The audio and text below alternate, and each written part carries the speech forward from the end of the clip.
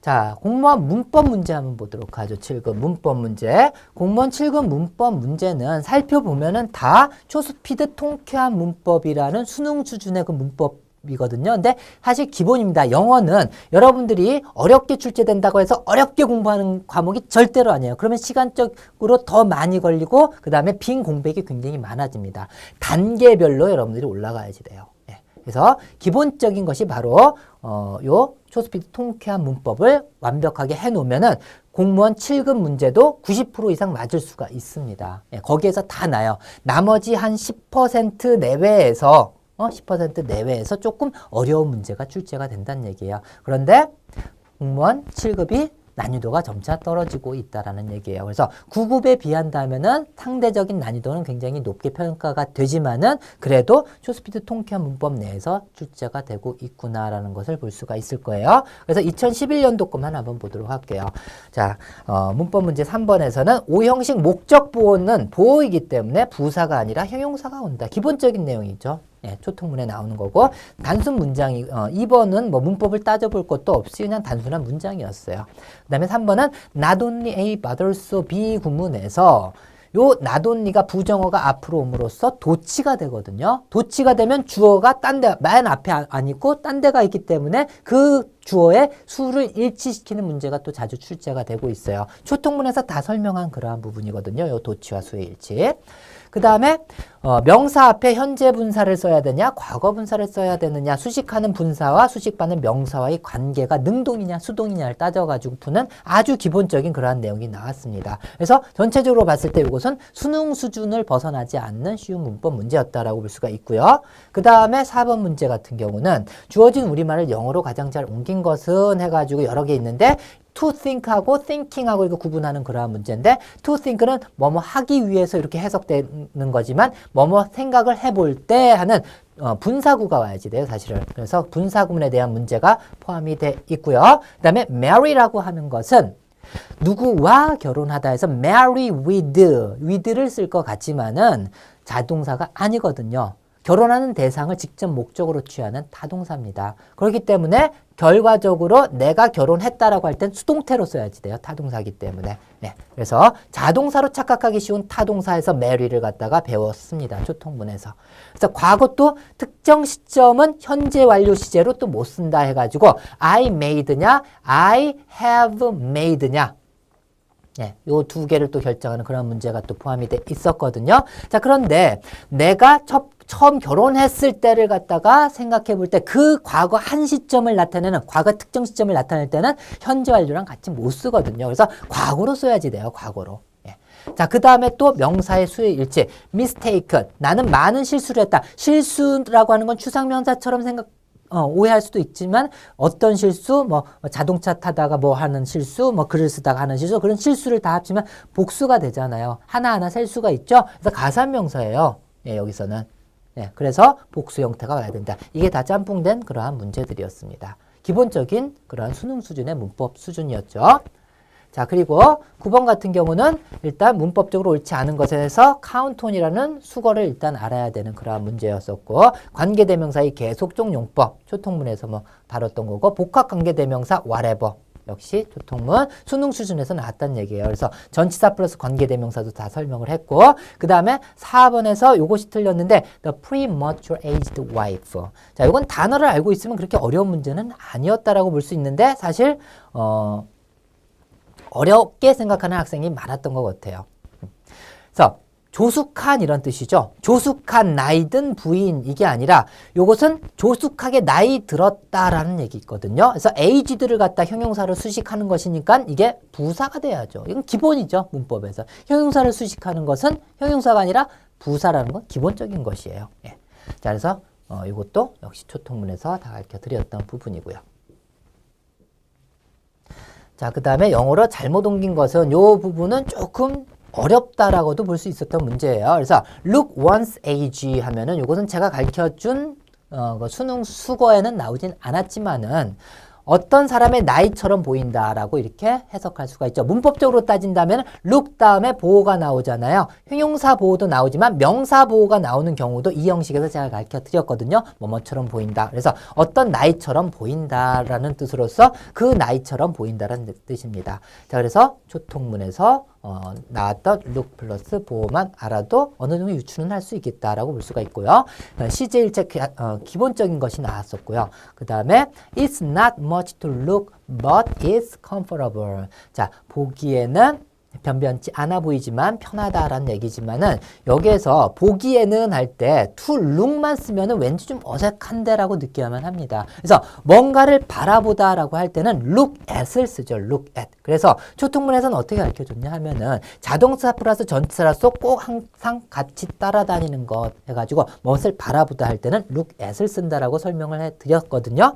자, 근데 look이라고 하는 것이 사전 찾아보면 타동사로도 사실 쓰이긴 써요. 어떻게 쓰이냐 하면은 예를 들어서 he looked. 그는 나를 바라봤다. 이렇게만 쓰면 틀려요. 뒤에 in the eyes. 이런 식으로 신체의 일부를 바라볼 땐 이런 식으로 목적어 다음에 전치사 신체의 일부 이런 식으로 쓰거든요. 그래서 특별한 용도에서만 바라보다 타동사로 쓰이지 보통 사물을 그냥 바라봤다 이렇게 단순히 쓸 때는 look at을 씁니다. 그래서 3번이 틀렸던 그런 문제거든요. 조금 어려웠어요, 사실은. 자, 그리고 4번 같은 경우는 제가 가르쳐주지 않은 관용어가 또 나왔습니다. 그래서 공무원 7급에서는 관용어나 수거는 조금 더 고급스럽게 나온다 그랬죠. 그래서 to put it in a nutshell 해가지고 견과류 nutshell 하면은 견과류 그 껍질이거든요. 작은 호두나 땅콩 그 속에다가 그걸 갖다가 모두 설명해보면 즉 간단히 축약해서 얘기한다면 이런 뜻입니다. 예. 그래서 요 관용어가 출제가 되었고요. 그래서 또 마지막 문제 한번 보도록 하죠.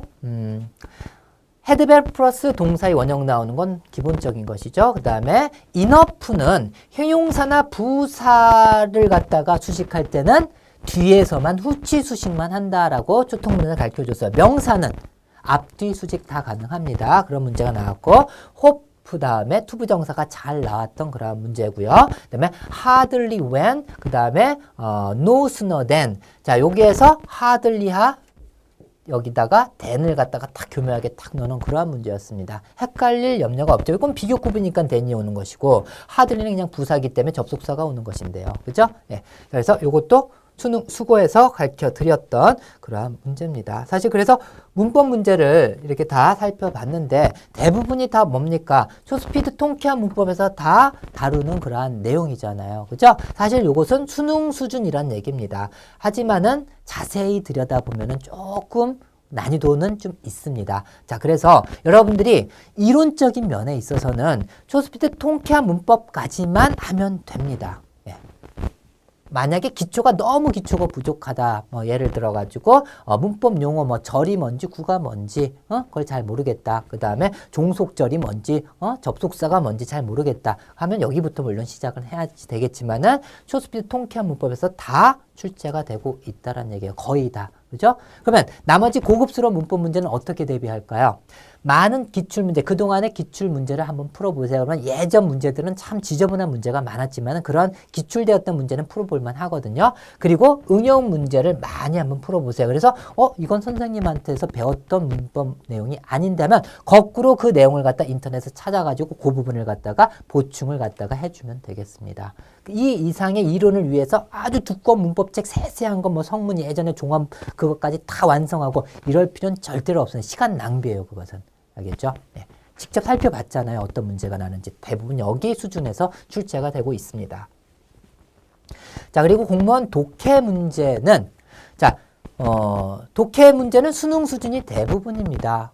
선생님, 공무원 7급이 어떻게 수능 수준과 비슷하다고 할 수 있어요? 공무원 그 문제는 한 문제, 한두 지문을 제외하고서는 다 수능 수준으로 지금 출제가 되고 있는 게 맞습니다. 대신 지문이 9급보다 좀 길고 그래서 좀 상대적으로 더 어렵게 느껴지는 거예요. 그리고 이런 한두 지문 자체가 굉장히 어렵게 느껴지기 때문에 전체로 다 어렵게 느껴지는 것이고. 하지만 여러분들은 한두 문제로 당락이 결정되기 때문에 한두 지문 어려운 수준까지 완벽하게 대비를 해야 된다는 거. 그래서 그래서 수능까지 하면 안 되고 수능을 더 초과하는 그 수준까지 여러분들이 연습은 해야만 합니다. 자, 그리고 어휘 수준을 보면은 한 지문에 나오는 수능을 초과하는 그러한 어휘들이 몇 개 정도 나오냐 하면은 0개에서 3개 사이로 보통 나오는데 2011년도 문제에서는 12, 13번 문제가 가장 어려웠거든요. 예, 이 지문이 가장 어렵고 어휘도 여기에서 7개가 공편토에서 나올 정도로 어려운 단어가 또 많이 포진이 돼 있던 그러한 지문이었어요. 나머지는 다 수능 수준이라고 보시면 되고요. 알겠죠? 예, 그래서 독해 수준은 이 정도로 나오면 어떻게 그럼 대비를 하면 되겠는가? 독해는 어렵든 쉽든 간에 독해 비법은 다 동일합니다. 예. 독해하는 요령은 다 똑같다는 얘기예요. 그 독해를 갖다 적용할 때 상대적으로 어렵게 느껴지는 경우는 문장이 물론 복잡하긴 하지만은 복잡한 것도 다 독해 비법이나 문법으로 다 해결이 되는 거거든요. 근데 상대적으로 더 어렵게 느껴지는 것은 어휘 때문에 그래요. 어려운 어휘가 많이 들어가 있잖아요. 그럼 자꾸 끊기잖아요. 그죠? 어렵게 느껴질 수밖에 없습니다. 그래서 어휘력만 충분히 높여놓으면은 여러분들이 어려운 독해까지 충분하고, 그 다음에 독해 비법, 요 기본하고 완성해서 배우는 독해 비법만 가지고도 거의 대부분의 독해 문장이 다 해석이 됩니다. 공무원 7급도 지금까지 기출됐던 모든 문장이 요 독해 비법에서 해석 안 되는 것이 없었어요. 자, 그래서 여러분들이 여기에서 10강, 요 10강에서 20강 가지고서 독해를 다 완성할 수는 없습니다. 하지만 독해하는 요령하고 직독직해는 100% 충분히 익힐 수가 있어요. 그 다음에 해야 할 것은 강의를 들어서 여러분들 독해 실력을 늘리는 게 아니라 배웠던 것을 난이도별로 해가지고 점차 높여가면서 응용하는 연습이 필요하다는 얘기예요. 그 응용하는 연습을 해 나가면서 7급 어려운 독해 지문 수준까지 연습을 해 나가라는 얘기입니다. 알겠죠? 예. 그리고 직독직해 훈련을 통한 속독 연습도 당연히 필요하고요. 예, 짧은 시간 내에 많은 문제를 풀어야 되니까. 그래서 이런 것들은 다 여기서 다 가르쳐 주는 것입니다. 자, 그래. 네, 여기가 마지막이네요. 그래서 공무원 7급 대비를 위해서 어휘는 수능하고 그 다음에 공편토하고 최고 난이도까지는 해야지 되고 경선식 영수거를 기본으로 하되 여러분들이 나중에 어려운 관용어나 그 다음에 수거 수준까지도 보충을 해줘야 되겠다. 그리고 문법은 초스피드 통쾌한 문법 그 정도까지만 이론은 완성을 하고 그 문제도 많이 풀어보고 거기 내에 있는 거 그리고 나서 기출문제와 응용문제 많이 문제만 풀어보고 거꾸로 안 배웠던 부분이 있으면은 그걸 갖다 인터넷 찾아가지고 이렇게 공부하는 방법이 가장 효율적인 공부 방법이라고 제가 제안을 드리고 싶고요. 독해도 초스피드 통쾌한 기본과 완성을 통해 가지고 일단 독해하는 방법을 외워야 됩니다. 백날 뭐 100지문을 갖다가 여러분들이 딴 선생님이 하는 거 들어봤자 독해 실력이 스스로 완성이 됩니까? 잘 안 되거든요. 단 20강만으로서 여러분들이 그걸 완성을 할 수가 있습니다. 한번 샘플 강의를 꼭 들어보도록 하세요. 알겠죠? 네. 자, 이상으로서 공무원 7급 대비를 위한 효율적 공부 방법에 대해서 설명을 드렸습니다. 여러분들 끝까지 최선을 다해가지고 꼭 훌륭한 공무원이 되길 기원하겠습니다. 자, 수고하셨습니다.